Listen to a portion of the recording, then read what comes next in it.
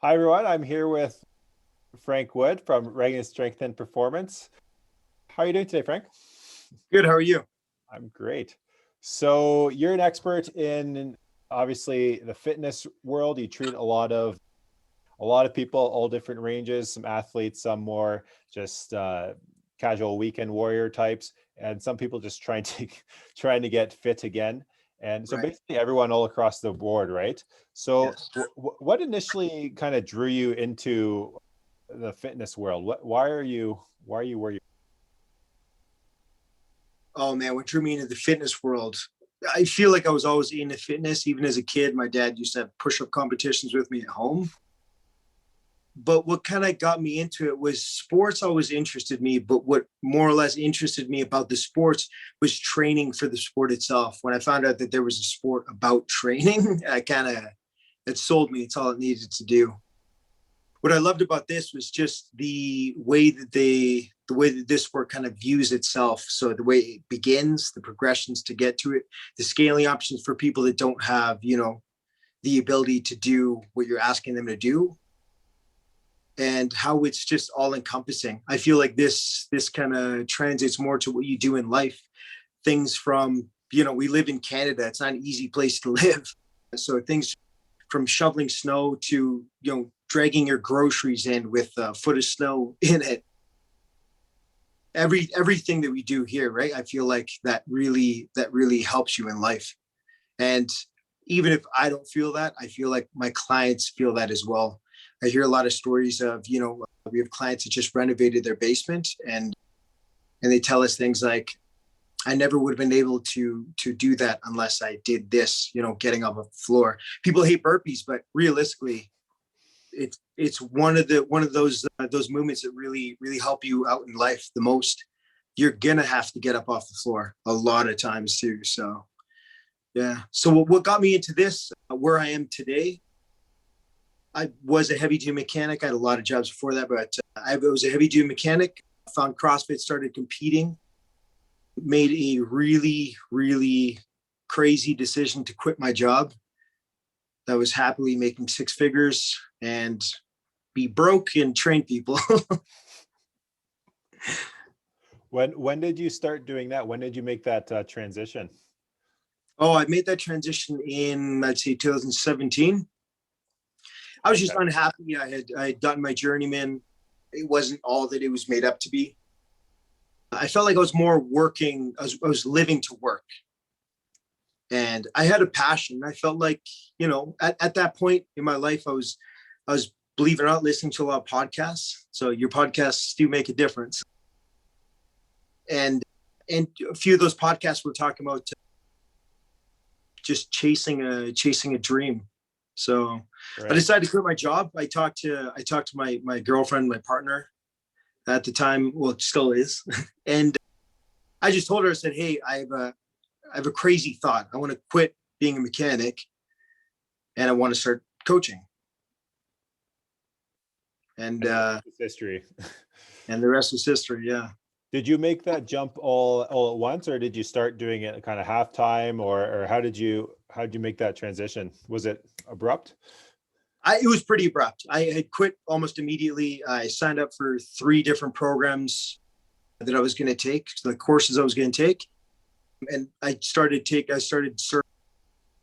just to kind of cover the bills, and then do all my courses, and then almost instantaneously I started chasing any job that I could, talking to previous coaches that had coached me, even talking about like moving to places like Grand Prairie to do whatever I could to learn from somebody, or to put myself in a position where I could feel like I could succeed. Right. Yeah, that makes sense. You got to do what you can, right, to make Right. it. What would you say, like, how much training did you have? I know you have that background of you were in sports, you're pretty active, it sounds like, growing up, and then Mhm. you're really into that realm of things, and kind of you enjoy the progression of seeing as your fitness improves and as you improve in your abilities to do different tasks, perform in sport, for example. Um, but how much training did you have or do you require to become a coach? Because I know some people, they'll, you know, they think that it may just be they're counting reps, or you have like a weekend course, they don't really know what they're doing, kind of thing. What's kind of the like, what do you do as a trainer? I think I think that's a really tough question to answer because it's a industry that hasn't really standardized that yet. As a trainer, it's kind of tough because I could tell you what we look for in trainers, and I could tell you what other locations look for in trainers. I mean, it is, for some people, it is just a weekend course where you learn the basics. You talk about muscle confusion, which isn't a thing. and and then you go off and you start training everybody that you can. And, you know, it's, it's not done very well. And I think that that's the problem with our industry is you have people like that, or you have, people on YouTube that are selling lies. And our job then becomes trying to build a little bit of a trust with the client. What I would say is the biggest aspect of being a coach is communication, is being able to communicate with your client. One, find out what their goals are. Two, communicate, and this is a big thing, communicate whether you can actually get them to those goals. Are you the trainer for them? So knowing your limitations. Are you the trainer for them? If not, then help them find somebody that can actually get them to their goals. Once you've kind of established those two things, it's your job to get them to their goals, like we just discussed, but do that in the best way that you know how. In other words, you have to then do as much research as you can to accomplish that person's goals. So after that, I think when we talk about programming wise, you take, things into consideration, like how much training have they done before? How much time in the day they have to train, and how often throughout the week they're going to train. So I think when it comes to being a coach, all of those aspects kind of go into play. And I don't think that they're met for a majority of the coaches that I've run into, which is the reason why I wanted to take on this job. I've had a lot of coaches throughout my entire career, and I feel like out of all the coaches I've had, there's been one who I really feel did the job of a coach. Okay, so you feel like there's really like a big gap in that industry, basically, and you're trying to fill that void, right? Absolutely. Well, let's fill the void and do my part in doing what I believe the industry should be like. So what would you say to someone who, they may be dealing with some type of health issue or mobility problem? They feel that they're getting older. Now, this is different for everyone. Some people feel they're old when they're 30. Some people feel they're old when they're 70. Yeah. But they feel like they're just kind of over the hill, and there's, nowhere, like basically they're done in, and they're considering, they get a referral to you because their friend is seeing you, and, they say you do good work.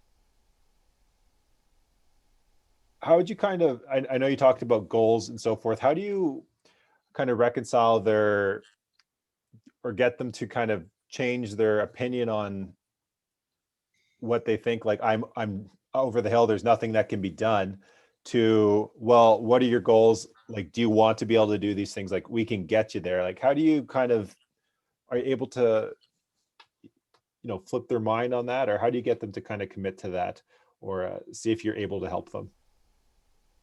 I think that is one of the toughest things to do. What you just named is realistically the toughest part about it.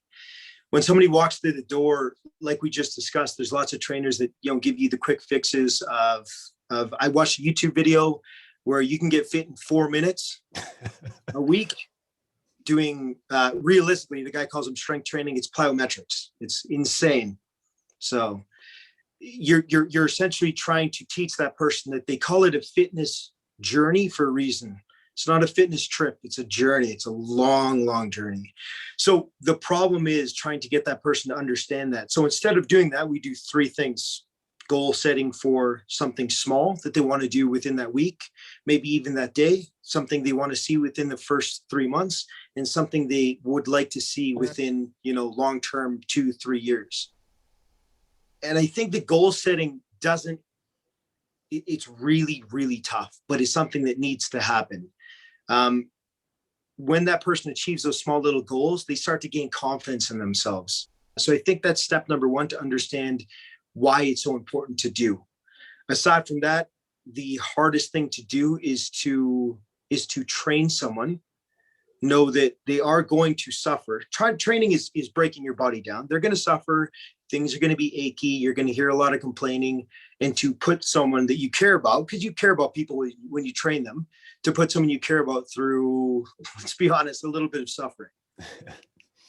I mean, right. It would be like my version. Another version I would say is like parents watching their kids go through aches, pains, or,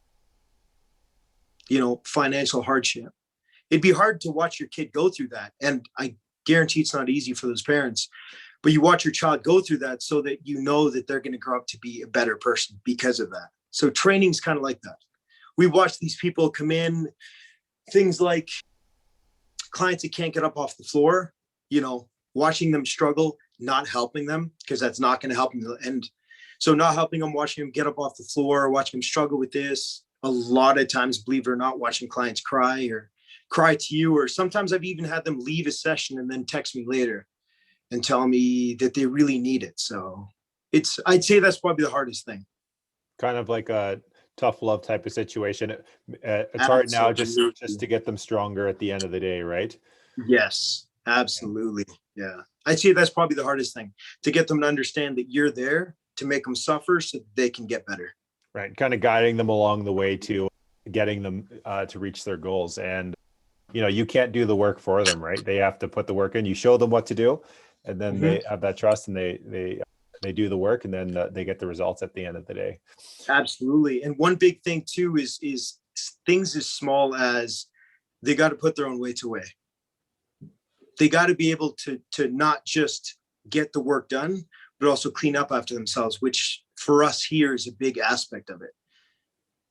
Because when we're not here, if they decide to go off on their own, if they move away from this location and they can't train here anymore, we want to make sure that they can still help themselves if they go to a regular gym. The point is to prepare them for life after us, right?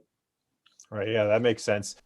So you're not just I don't want to hurt anyone's feelings if it's too insensitive, but it's not like a fancy gym where you're pampering them and so forth. Like you're making them work. You're putting them, you're making them do the stuff that they need to do, and they may not like it at the time, but they like the results that you get, and getting them not to feel good in the moment, but to be better in the future. So I think that's great. I see a lot of people that there's a common misconception. I feel that, if you hire a trainer, maybe this is true at some places. It doesn't sound like it is at I know it's not true at yours, that they'll just, they bring all the weights over for them. They'll do all the work for them. The person might be doing a couple reps, but the trainer, all they're doing basically is cleaning up after them, and they're counting reps.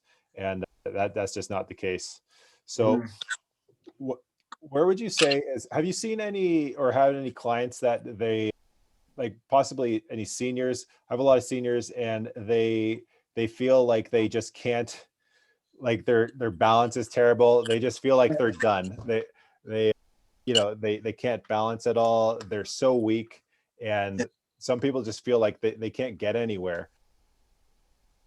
And it has a huge impact on their independence, really. If they have no strength. You mentioned getting off the floor. Some people aren't able to do that. Have you had any like good success stories, or what's like a success story that kind of stands out to you, that like every time you think of this person, it's just like they're the biggest success you've had or turnaround? There's a few, actually. Those are some of our favorite clients. One of them, I'd say the one that right now stands out to me is, I don't know if I can say their name. Don't say their name, just Okay. So one of our clients used to be, he trained for Ironman. I don't even know how many he's done. He's done quite a few, him and his wife. They have some of the craziest stories about during the Ironman, things like their bike breaking and having to run the rest of the race. So given they're very, very tough people. Now, what a lot of people don't know is when it comes to a Ironman or a marathon or running marathons casually, is it does a lot to the body. And it takes a lot of years for the body to recover, if it can even recover. So when we first met them, first we met the wife. She had come in, and we kind of started working with I think one of the most important things is just fundamental strength. And she enjoyed it. And then she had spoken to us discreetly about her husband, and he was having problems walking. A man who used to run Ironman and trained his whole life for that was having problems walking properly.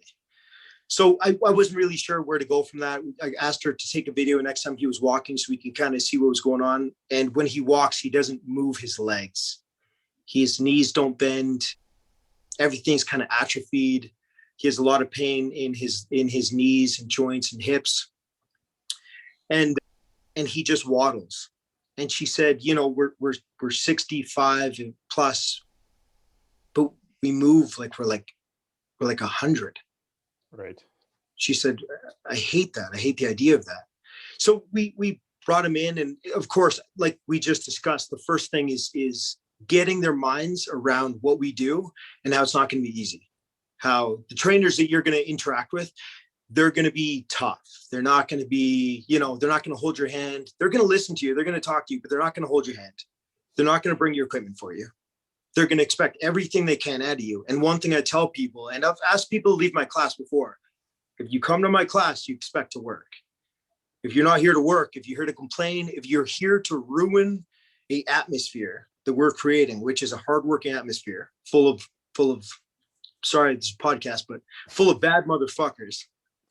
If you're not here to bring in that style, you got to leave the class. So we've had people who've had tough days at work, and they come in and they're just not in it. And they say it too, like, hey, I'm just not here today. And I tell them, I'm like, that's okay. Go home. Come back when you're ready. And they come back. I'll even get text at night all the time. You know what? You're right. I'll come back tomorrow. Because they know it's the atmosphere. It's the atmosphere. You're in a place to do hard work. You're in a place to fix yourself. Everyone's here for that reason. So we brought them in. You got to go through fundamentals with us. They did their fundamentals. At the end of the fundamentals, we described to them what we do day to day. You walk in, you get your introduction. They go through, some icebreakers to meet some of the clients. We do the workout. After the workout, we talk, we chat, we discuss some of the problems during the workout and how to fix that going forward. And then again, like I said, goal setting short term so they can see progress. That's the most important thing. Now, with this client, I don't think it's very tough to twist an Ironman's arm to train hard. It was very easy to tell him what we did here, and almost immediately he adapted to it. He went from not being able to walk to walking. He went from not being able to squat to he does walking lunges. Today he did walking lunges, and it was easy for him. So a guy who was barely able to walk is now able to walk, and he renovated his basement because of COVID, people weren't able to travel, and him and his wife occasionally traveled to Mexico. So they turned their basement into Little Mexico. It's a great idea. Yeah, did the flooring, replaced the fireplace, did the walls, built his own bar and everything. And I remember him walking in and saying, I wouldn't be able to do this without you guys. Wow, that's pretty. Yeah. That's pretty powerful there. I just love your passion. You obviously have a huge passion for this. So obviously you made the right move from, being a mechanic to what you're doing now. That's fantastic. It's great having clients like that, right? It really, because you're changing people's lives. Really, it's not just you're not just counting reps for people. This makes a huge impact on people's well-being and just their whole life, really. They probably, you mentioned, she said she feels like they're 100. They probably feel even younger than their chronological age, right? So yeah, that's great. How long for this person? So obviously he has a huge training history and extremely hard worker, and you hit those micro goals and gradually progressing. How long for him anyway was kind of that turnaround where he started seeing some improvement and was like, oh, this is going to work. You see that light in their eye, right? About a month. It's a month. And here's the thing is that what I think should happen in group classes, I'm not going to name any facilities. What should happen in group classes that I don't think happens enough is they worry more about the capital. They worry more about getting as many people as they can in. They, get a huge class of 15. It's pretty sweet to work out with 15 people, right? You're all sweating together. That's pretty awesome. But there's no ability to sit down and say, whoa, hold on, this person's not moving correctly. We need to fix this. So I think one of the best things that happens is that because we limit our class size, even before COVID, we limited our class size. We limit it to about anywhere from 8 to 10 a coach. And even that can get pretty hectic sometimes. So if you have more than 8 people in the class, we'll request for another coach. Okay. That way, sorry, go ahead. So go on. That way you can have as many eyes as you need to on a person. You don't need to sit there and watch a person for every movement, but we do believe that every person does need to have eyes on them during their movements to ensure that everything is done properly. So one of the best things is that during that month, we kind of realize that there's a lot of issues with a lot of the movements that we were asking him to do. So being able to scale those back, again, micro goal settings, like being able to do what we're asking you to do, even if the weight isn't there, just the movement itself. So I think within the first month, him being able to do some of those movements really helped. And goal setting, like being able to squat to a bench, was a big thing. So once he was able to see those changes, he started instantly seeing changes in being able to carry in his groceries again, being able to fix his plumbing, and again, people hate burpees, but when he was telling me about fixing his plumbing, he's like, man, all those burpees we did, you have no idea how many I did fixing my sink, and I wasn't even sore. So it's things like that that really, really matter. Yeah, that's great. It's great seeing those changes. And I feel like a lot of people think, well, I don't want to lift weights. I don't want to do these activities because they don't see how it applies. But I mean, being able to squat to a bench, that's huge. How do you sit on a chair? How do you, if you're in the bathroom, how do you step over the tub to get your leg in there? So, it's huge. These fundamental movements, I feel, are so important that a lot of people just lose the ability to do them, and then they just kind of give up. So it's great that you work on that, and it's not just look good; it's feel good, function good, and move well, so you can enjoy your life, right? Mm-hmm. Are there anything else that you'd like to talk about or mention that I haven't had a chance to talk about yet or haven't asked? I think one of the toughest things to tell people too when they walk in is that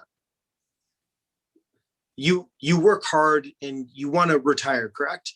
Everyone worked hard so they can retire, and they view retirement or even their time away from work as leisure. The toughest thing to teach people is that you got to earn that leisure. You earn that leisure by working hard and gaining, your financial goals so that you can relax at home. But the reason why you see a lot of people nowadays that are 30, 40, 50, to me, I don't think 40, 50 is old. But why you see them that they feel so old, they feel like 40, 50, you hear this all the time, and I'm sure you do. It's my bad knee, or I have an injury here, and I had an injury when I was 12, but I'm 50 something and it's still bothering me. Is that they believe that their time off should be leisure. You take the time to develop yourself financially in life, to take care of yourself. I think that the one thing that's missing in a lot of people's lives is that they also forget that you need to take time to build yourself up physically so that you can live a life of leisure. For you to be able to relax and enjoy your life, you also have to put away, you have to contribute financially, you have to contribute physically, you have to take care of yourself. You still have to get out of the tub, Taking a bath is nice, but you got to be able to get in and out. So Absolutely. Yeah, very true. Great. Well, I appreciate your time, Frank. This has been a great chat. Really appreciate it. Is there anywhere that people can, if they want to reach out to you or contact you, what's the best platform, or what's the best way to do that? Instagram is Fit Like Franky, of course. In there, I have a little link that'll take you to the website for our gym. But you can also contact me through Instagram or through the link into the website. Other than that, we're always here. Great. Well, thanks a lot for your time, and thanks for watching or listening, and we'll see you next time. Thank you so much.